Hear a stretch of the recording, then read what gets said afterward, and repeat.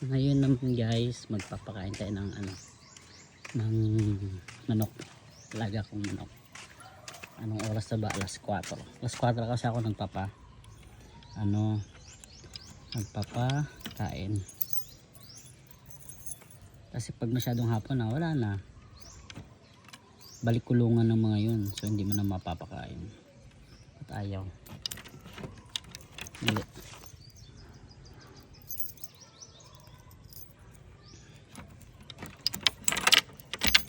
Yan.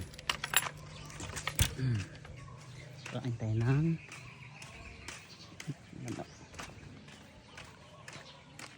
Diba? Walang katao-tao. Tahimik dito. Tingnan mo mga animal sa gilid. Kain tayo. Ito yung sukatan ko. Ito yung lagayan ko naman. Papakain ako ng manok magat sa kahapon. Pero ganito kadami. Yan. Kasi ang dami na nilabda. Tapos ganito yung kadami yung feeds. Sa tanghali, ayan hamad. Wala kung anong lang naman pinapakain ko. Tapos sa sisiyo, eto. Integra 1,000. Yan. Hindi, maliliit lang naman yun. Kasya na ba ito?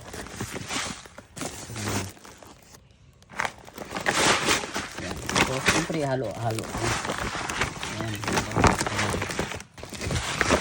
Halo ko muna. Yan. Ito mga alagang manok ko. Mga pasaway.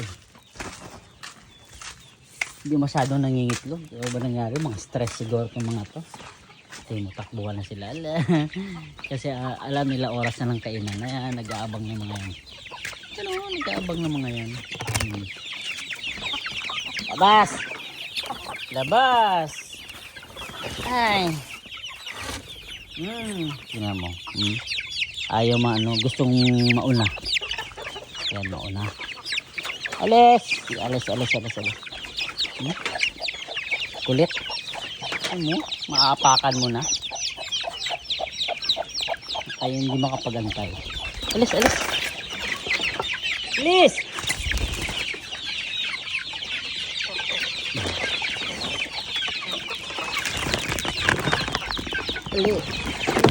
Oh, ang kukulit.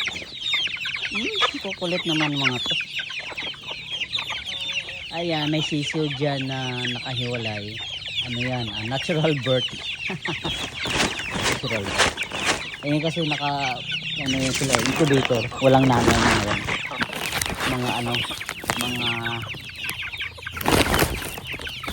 Tawag nito. Adopted. Mga orphan. Dari sa orphanage. O, di na, ito na. Tawagin ko muna yung mga manok.